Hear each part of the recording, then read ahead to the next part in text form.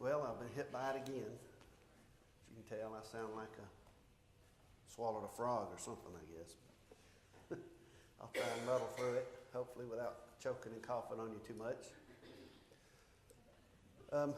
Last week, we pretty much finished most of the history part that I wanted to get to on how we got our Constitution.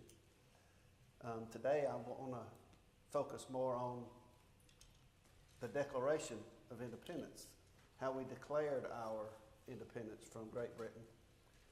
And, you know, I can remember studying the Declaration of Independence. I can remember, even as a school trip, getting to go to Washington, D.C. and looking at the original copies. But there was parts of the Declaration of Independence I don't remember ever studying. You know, I remember the preamble to it and the last part of it, but it either never stuck in my head when I was told about it, or I was never told about it. But in the middle part, they actually list out their grievances of why they had to declare their independence from Great Britain, why they felt that it was necessary to separate themselves from Great Britain. So today we're going to look at most of that list, some of which I didn't include. I tried to mainly, because the rate I'm going, it'd take 2 or 3 weeks to do it, but I tried to include the ones that seemed more pertinent, that would be relevant, that we may see and notice the same types of grievances today for us, to see, kind of compare in our minds, you know, what we are willing to put up with and sit by either quietly or maybe passively complaining on Facebook about it, but really doing nothing stronger than that about it. So this morning we're going to start with it. Again, we became free on July 2nd, 1776 with the Lee Resolution, where the Continental Congress declared that we would be free from Great Britain, and did so in a legal way with a legal resolution. Well, it took a couple of days for them to pen the Declaration of Independence and to get the typeset set and to print it and to start getting it signed. And I guess another little tidbit of information that I'd never really stuck in my brain. Okay, well, July 4th, I guess they all gathered back together, all sat down, passed it around, and signed it that day. That wasn't the case. It took quite a while to get everybody to actually sign it because of everything that was going on and how spread apart everybody was. But the official publishing date was July 4th, 1776. So we're going to start with the first part. It says, the unanimous declaration of the 13 United States of America, when in the course of human events it becomes necessary for one people to dissolve the political bands which have connected them with another. Because they, up until this point, they were British citizens. It was a British colony. So the king was their king up until this point. So, and to assume among the powers of the earth, the other governments on the earth, the separate and equal station to which the laws of nature and of nature's God entitle them. A decent respect to the opinions of mankind requires that they should declare the causes which impel them to the separation. So that, hang on 1 second for you. Go back. So they recognize, of course, that God is the one in control. That God's laws affect all of nature and all of mankind, no matter what form of government exists. Yep, not yet. I'll let you know. They know that those rights come from God. And then when their government has refused their attempts to reconcile their differences, to treat them as equals to their other fellow citizens from Great Britain, that it was their responsibility and their right to separate themselves from a government that refused to represent them. And it said a decent respect to the opinions of mankind requires that they should declare the causes which impel them to do the separation. So they're not just arbitrarily saying, okay, we're done. They're making a legal case as to why, to show the world why it's necessary for us to separate from Great Britain. All right, the next slide. Many of us are familiar with this. We hold these truths to be self-evident, that all men are created equal, that they are endowed by their Creator with certain unalienable rights, that among these are life, liberty, and the pursuit of happiness, and that to secure these rights, governments are instituted among men, deriving their just powers from the consent of the governed. So they mentioned that there are certain truths or principles that exist outside of our own ideas. They come from an outside power. They recognize that power as being God, the Creator. As we know from Scripture, God gives us liberty, freedom, the freedom to choose to either obey His will or not, the freedom and liberty to choose to obey the laws that we're governed by or not. And there's many rights that God bestows upon us. And I want to stress that point. God bestows rights on us, not our governments. I know today that sounds backwards, but here it recognizes there are certain unalienable rights. What does unalienable mean? If it's unalienable, can one man separate that right from another man? No matter how bad he wants to? No. There's a lot of things that we can do to each other, even up to the point of killing somebody. But that even killing somebody doesn't take their rights that God gave them away from them. So we have certain rights that God gave us and are recognized. And it says that among these are life, liberty, and the pursuit of happiness. They were very particular then about language, unlike us today. You know, the Old Testament gave us the path of how God used different governments, and certain things were given to the world by each of those governments that helped to prepare the world to be ready to receive Christ and His kingdom. You know, in Daniel, where Nebuchadnezzar had the vision of the image, each part of that image represented a different empire in the world. And each of those empires actually gave the world a lot of things, both good and bad, but each of them gave in particular a good thing that was necessary to prepare the way for us to be ready to receive Christ and to be ready for His kingdom to be established at a time in history where it would enable us to spread the gospel. You know, one of those kingdoms was the Medo-Persian Empire. And what's generally recognized, what they benefited the world with, was the rule of law, where even the emperor or the king would be subject to the law and not just arbitrary and independent. That's seen even in our form of government. The rule of law is necessary. But they mention in the language that among these are life, liberty, and the pursuit of happiness. That doesn't mean that that's the only rights that we have, is the right to life, liberty, and pursuit of happiness. Yes, ma'am.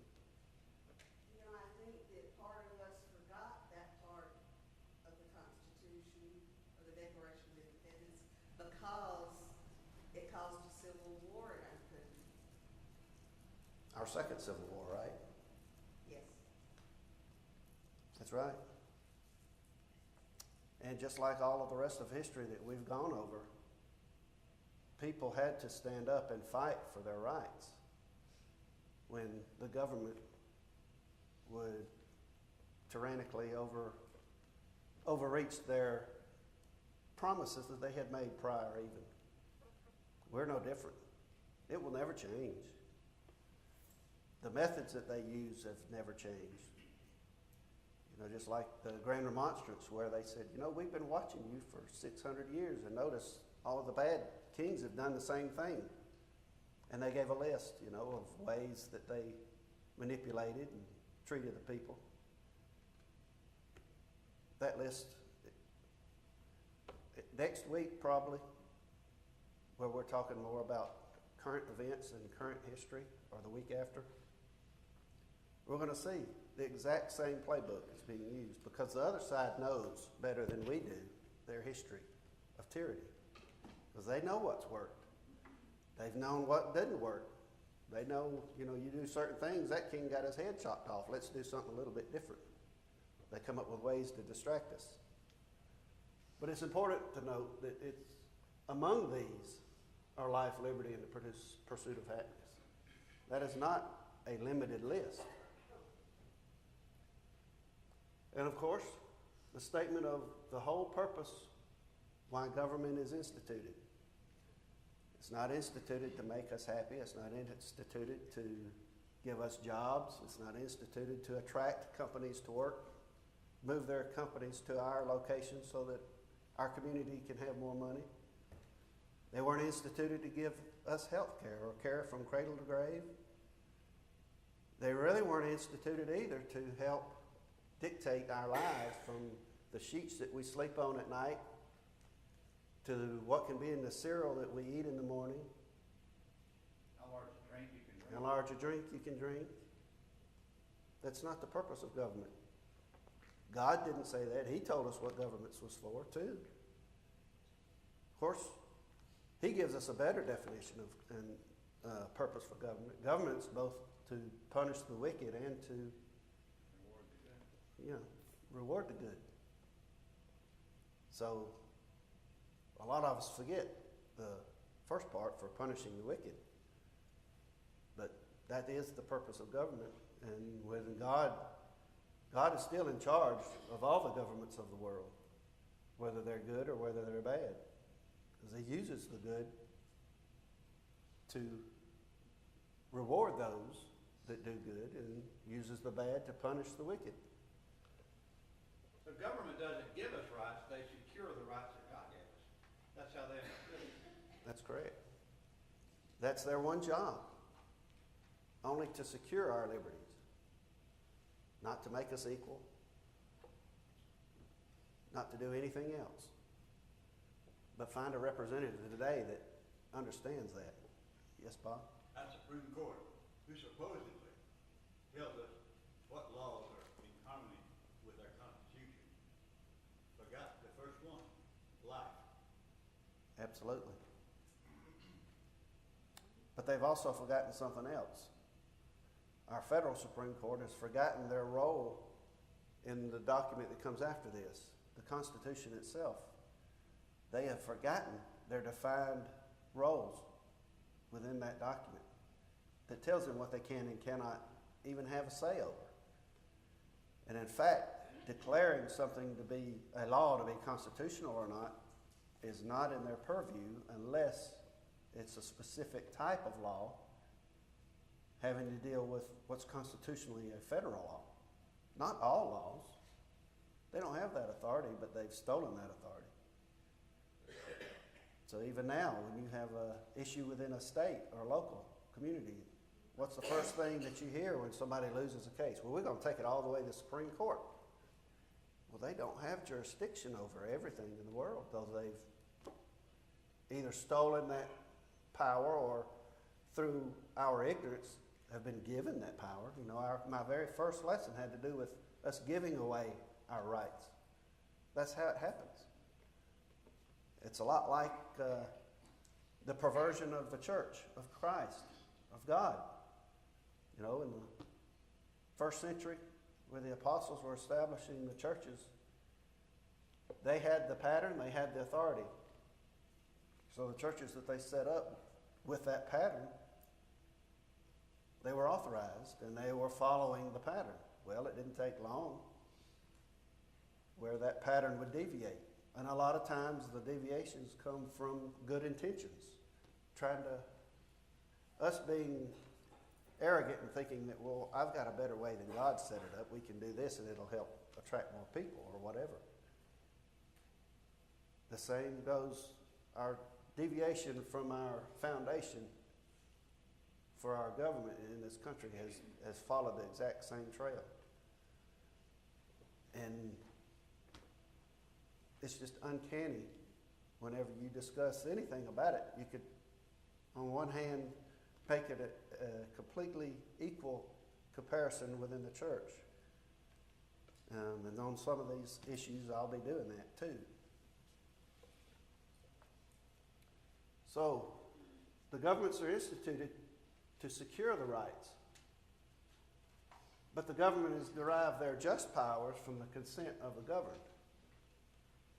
It didn't say that they're deriving their powers from the consent of the governed, because that would be democracy, right?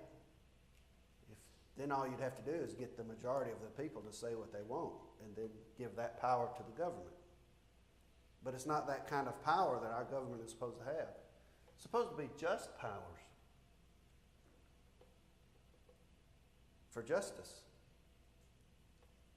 So that recognizes there are certain powers that we shouldn't even try to give the government because they don't have the role and responsibility for those powers, because we are supposed to be sovereign and have those powers and hold them to ourselves. Otherwise, if we give all our power to the government, then what are we but a slave? You just tell me what to do and I'll be fine. Well, it's common today to hear elected representatives spoken of as our leaders. In reality, based on this, that was the opposite. They viewed the citizenry, individuals, as the leaders. And those men and women elected to high office were just representatives of themselves.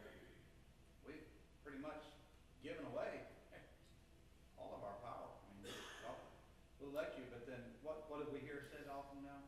Elections have consequences. I'm in charge now. But ultimately, at the end of the day, the people are supposed to be in charge.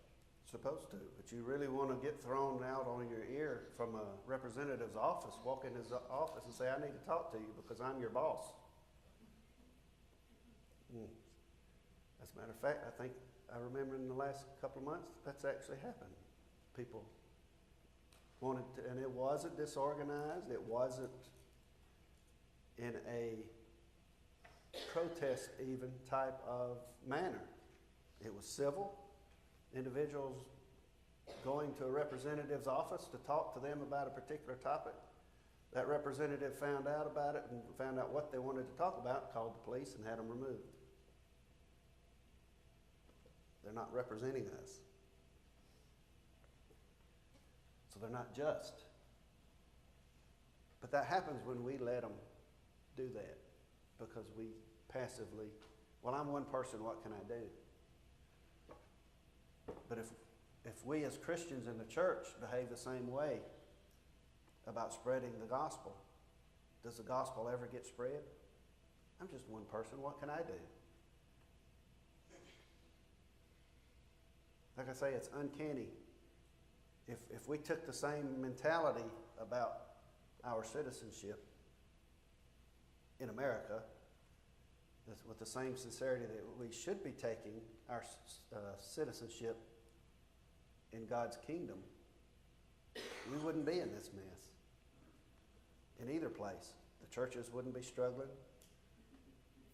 neither would our country. All right, next slide, please.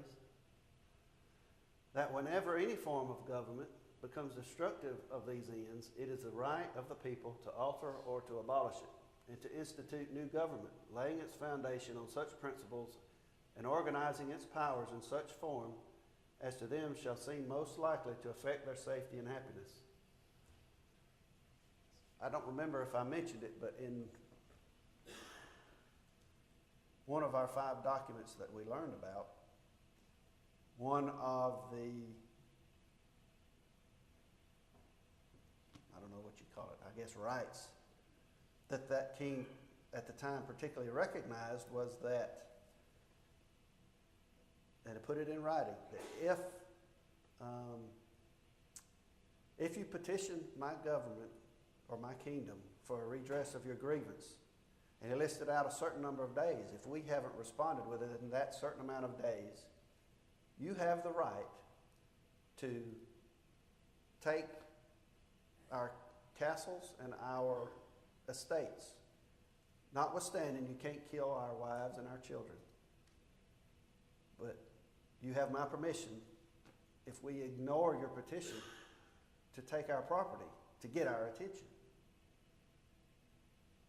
This does the same thing. It's a written statement that says, if our form of government does not do what it has promised to do in the original founding, then you have a right to abolish it or change it. Although right now, if you even speak the way I'm speaking, and the right person hears it, you'll end up on the Southern Poverty Law Center's list that's used for all law enforcement for training, to be included on a list of people that are suspected troublemakers and terrorists. You know who's already on that list? Christians that actually go out and speak. We are already defined as a terrorist organization. And that's taught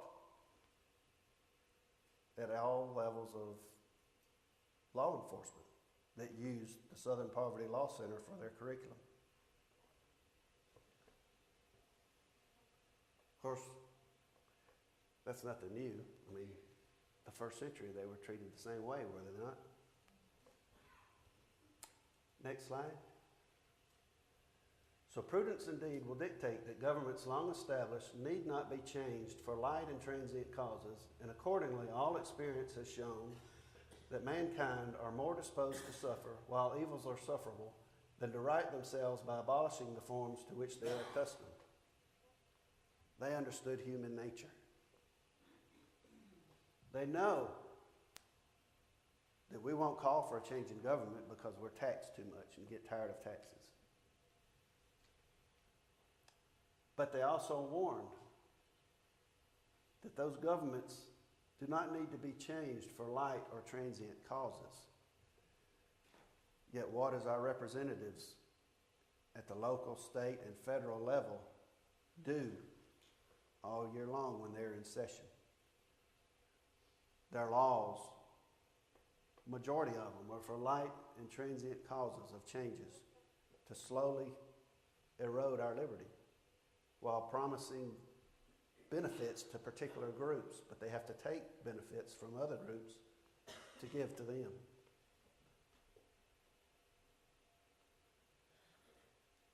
Experience has shown they knew the 700 years of history that I've gone over.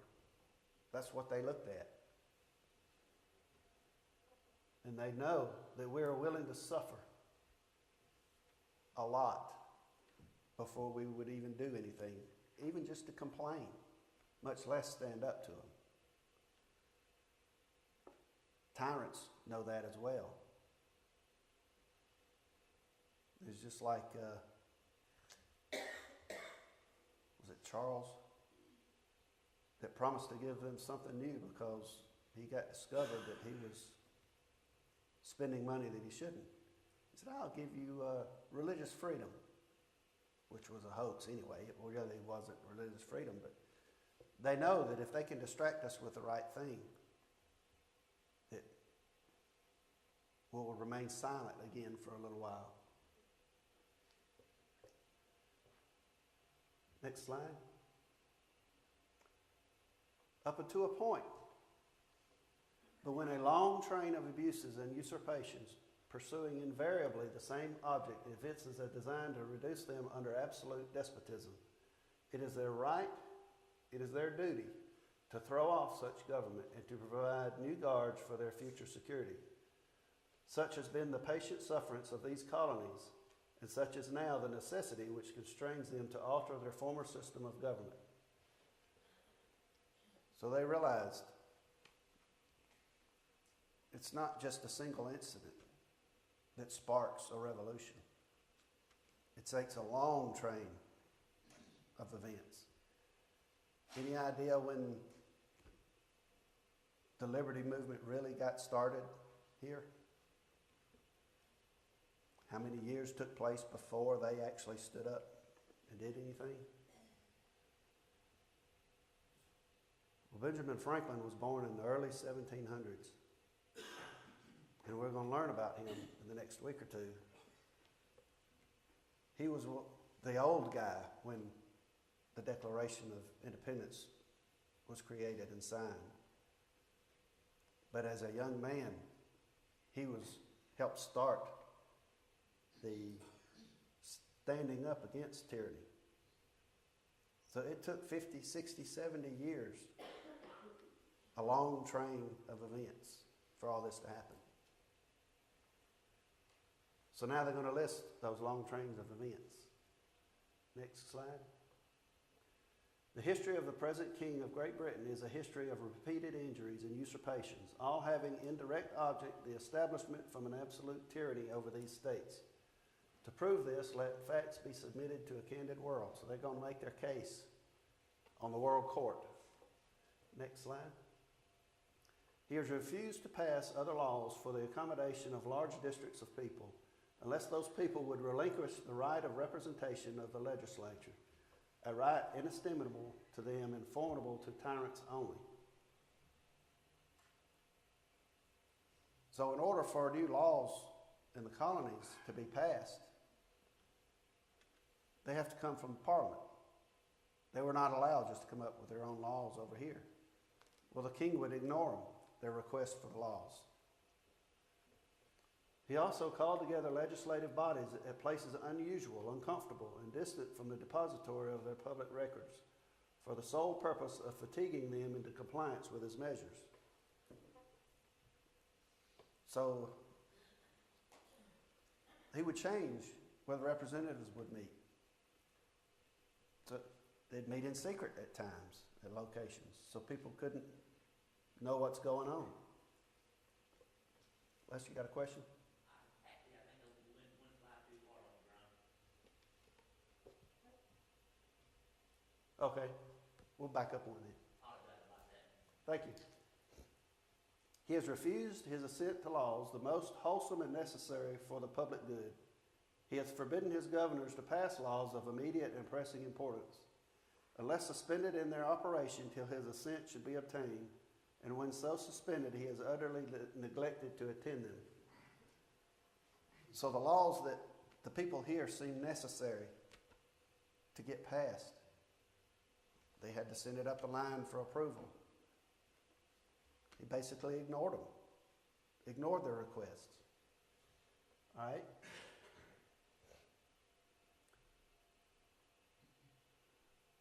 So part of that would be meeting, the legislature's meeting in secret. We kind of do that today, you know. How many bills do you know of getting passed and signed at midnight, in the dark of night? Or they'll wait till part of the other party's representatives are out on a break. They'll call a quick session and rush over there to pass a law. And some of the tactics that's used today, I guess they got from the mob and the mafia, because it's pretty tricky. A lot of things that go on. Everything that's done today is done as a chess game of what's going to happen 3 moves later. Who they can manipulate, who they can control, who they refuse to allow. We have representatives, there's a few that actually try and introduce legislation that's just for us. They never make it to the floor because the leaders don't want to hear it.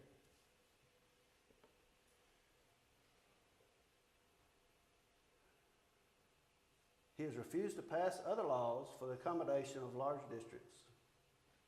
All right, we've already read this, right? All right, next one.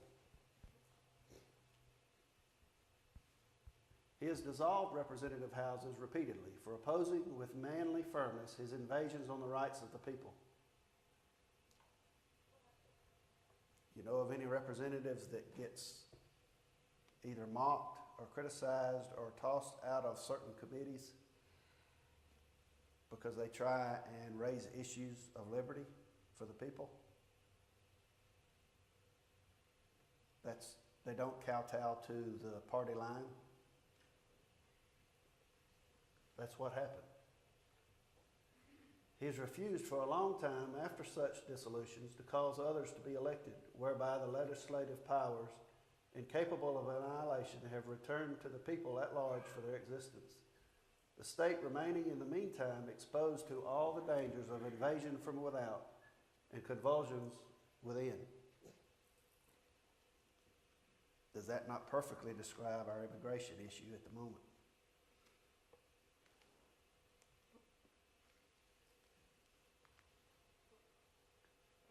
They refuse to protect us from the dangers of invasion from without. And all we have is convulsions from within when we have representatives trying to raise the flag. Hey, we have to secure our borders. We're a mockery to the world right now for that one issue. Next. He has endeavored to prevent the population of the states, for that purpose obstructing the laws for naturalization of foreigners, refusing to pass others to encourage their migrations hither, and raising the conditions of new appropriations of lands. Same issue. The one role that the federal government has to do with creating a common, trying to think of the terminology. It's a single, basically, method of naturalization or path to citizenship, so that everybody does it the same. This person doesn't become a citizen one way and another person becomes a citizen another way without having to do certain things that you've made this other person do. That's kind of like saying you could be a Christian without being baptized. God has a uniform rule of naturalization. That's the terminology I was trying to think of how we become citizens in His kingdom. He has the authority to set that rule up. Well, we as the people defined that role as well. We gave the federal government the responsibility to define a uniform rule of naturalization. They don't even pay it any attention anymore. Now they just want to grant amnesty. So He's made judges dependent on His will alone for the tenure of their offices and the amount and payment of their salaries.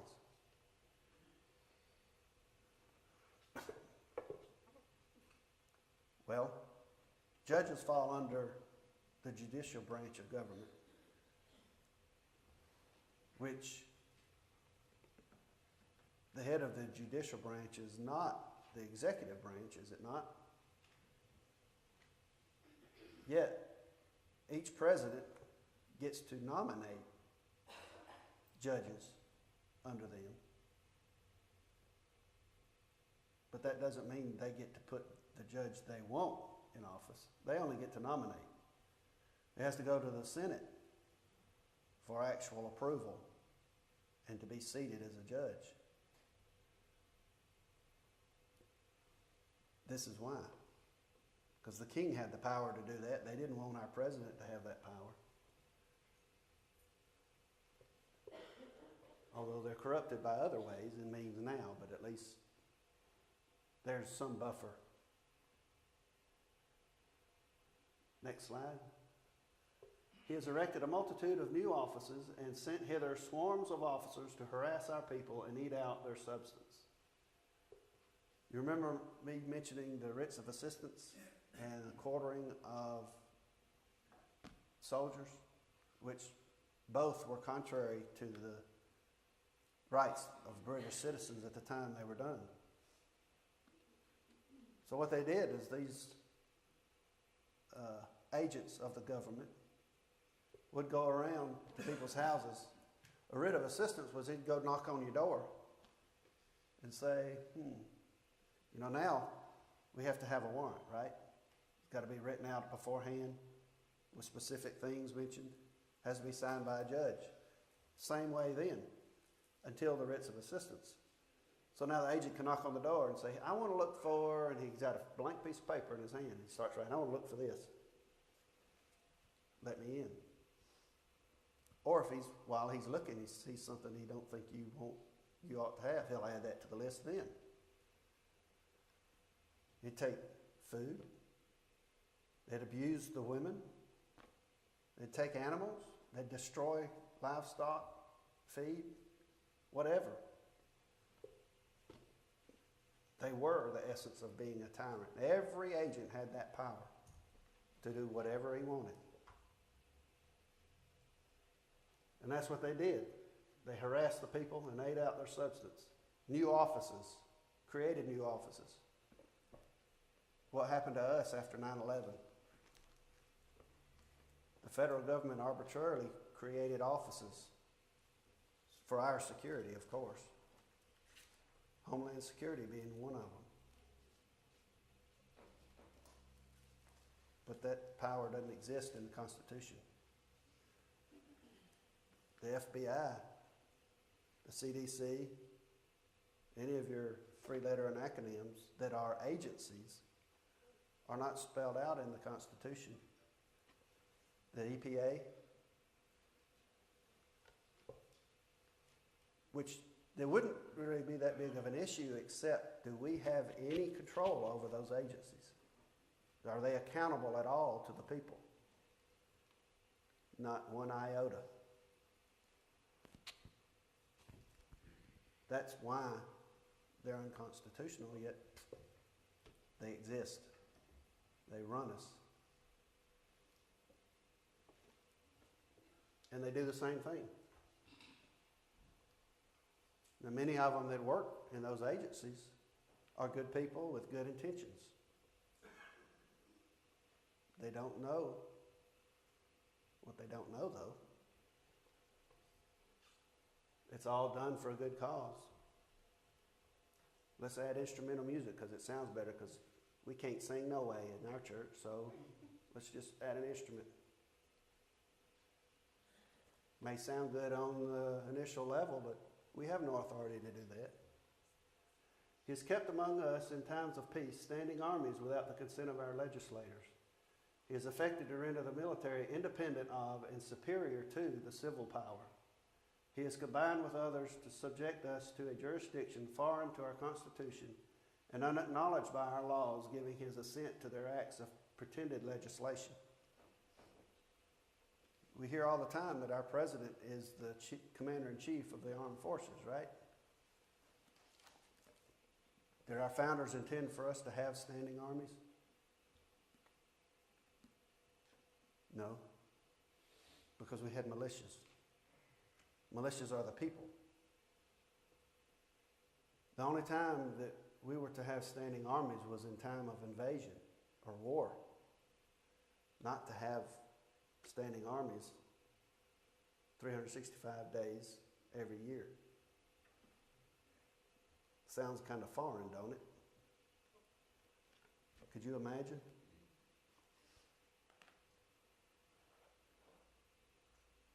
But standing armies take money too. Where does the majority of what our government takes out of your paycheck go to? Wouldn't it almost be impossible nowadays not to have standing army? I mean, if we weren't prepared, we wouldn't be here. Well, why did the Japanese not attack mainland USA in World War II? Why did they say they didn't? Because they feared a gun behind every tree. They knew that Americans were armed. Our armed civilians outnumber the armed military. Yeah, but now they have bombs, it's a little bit different. Well, it is because of what we've allowed. Do you realize during the time of the Revolutionary War, the militias were better armed than the armies were, with better weaponry? The Kentucky rifle, that wasn't issued to the military arms, but our militias had them. But we bought into the notion, well, we're not responsible enough as citizens to be able to have weapons that could be better than our government. We shouldn't have that. Well, that's because the government teaches us that we shouldn't be more powerful than them, because then they can't control us. Yeah? They're trying to take away our high-powered rifles and weapons, but when you see all of our security officers and everybody in the military, what do they carry? They carry high-powered rifles. Yeah, well, they've gotten us to buy into the purpose of us owning firearms is only for hunting and maybe a burglar here and there. But that's not why our Second Amendment is number 2 in the Bill of Rights. Had nothing to do with hunting or burglars. They warned us they did not trust centralized government. Even the ones that they were creating, they warned us, don't trust as responsible citizens. That doesn't mean that we should be anti-government, because we're not. But we should be pro-constitutional government, not a tyrannical government. I know the bell's about to ring, so we'll have to pick up here next week. Thank you.